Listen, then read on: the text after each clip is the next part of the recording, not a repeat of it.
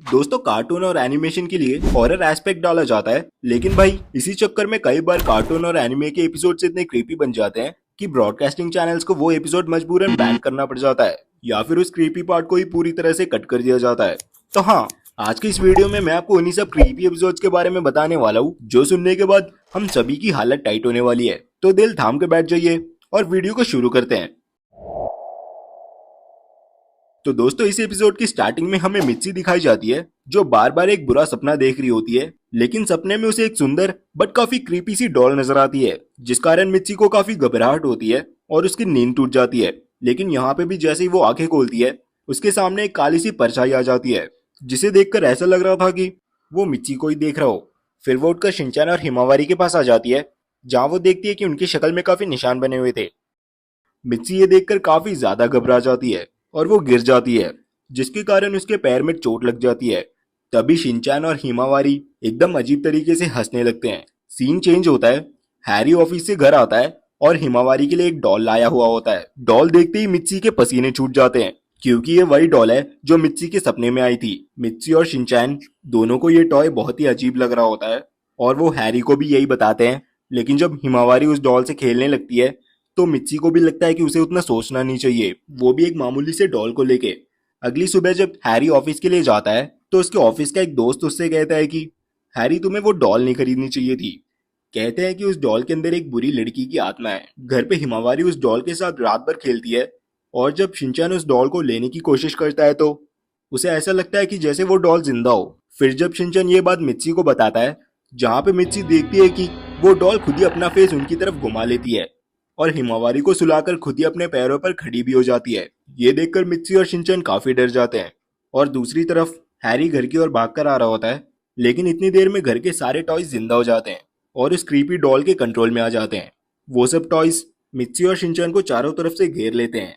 तभी वो भूतिया डॉल उन टॉयज की साइज बड़ी कर देती है और उन्हें और भी खतरनाक बना देती है। एक टॉय तो मित्सी और शिनचैन को कुचल ही देता है। लेकिन फिर अगले सीन में हमें दिखाया जाता है कि मित्सी की नींद खुल जाती है। वो हामते हुए उठती है और शुक्र मनाती है कि ये सब एक सपना था। लेकिन यहाँ पे भी एक ट्विस्ट है। एपिसोड के एंड में एक ट्रैश पाइल दिखाया जाता है, जहाँ पे वो क्रीपी डॉल बैठकर हंस रही होती है। तो अब बात करते हैं sponge Bob the square pants के बारे में। तो भाई स्पॉन्ज बॉब का एक बहुत ही क्रीपी एपिसोड है जिसका नाम है रेड मिस्ट। इसकी स्टोरी लाइन थोड़ी सी ट्विस्टेड है।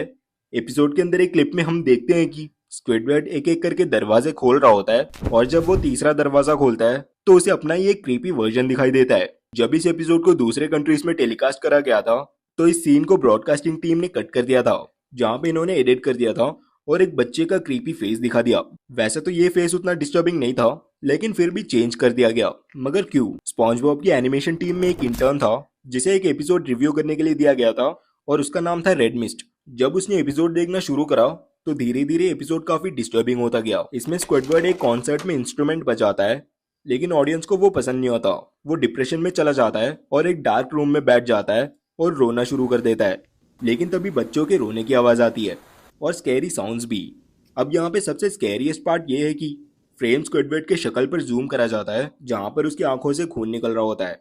तभी पीछे से आवाज आती है डू इट, और फिर स्क्विडवर्ड खुद को शूट कर लेता है।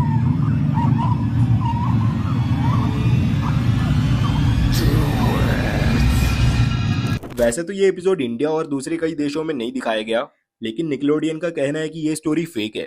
पर फिर भी ये इंटरनेट पे इतना वायरल हुआ कि उन्होंने एक फ्यूचर एपिसोड में इस वर्जन को रेफरेंस के रूप में दिखाया। पर फिर भी इसकी बैक स्टोरी को देखते हुए दूसरी कंट्रीज में इस सीन को चेंज कर दिया गया।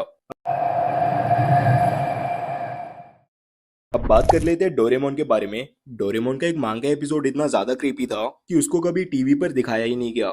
शुरू में तो हमें दिखाया जाता है कि कोई जियान की ड्राइंग बिगाड़ रहा होता है, फिर पता चलता है कि ये कोई और नहीं, खुद नोबिता ही है और उसका फेस बहुत ही क्रीपी तरीके से दिखाया जाता है। और जब डोरेमोन उसे ऐसे करते हुए देखता है तो कहता है ये क्या बचपना है, मुझे अपनी सेविंग्स दो, मेरे पास तुम्हारे लिए कुछ स्पेशल है।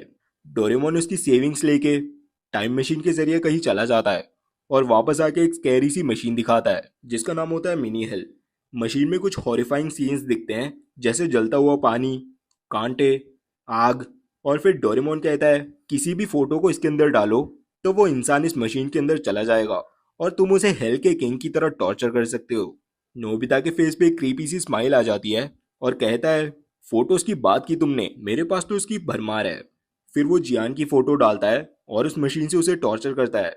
बाद में सुनियो को भी ले आता है और उसके साथ भी वही करता है। ये स्टोरी इतनी हॉरिफाइंग थी कि लोगों का कहना था कि ये बैक फूजी ने ही लिखी होगी, जिन्हें स्कैरी स्टोरीज लिखना बहुत पसंद है।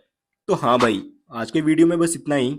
वीडियो कैसे लगी कमेंट करके आप बता सकते हो। और इसके अलावा मेरे पास और भी काफी क्रीपी एपिसोड है शिनचैन और डोरेमोन के, अगर आपको वो वीडियो देखनी है तो पार्ट 2 के लिए कमेंट कर देना।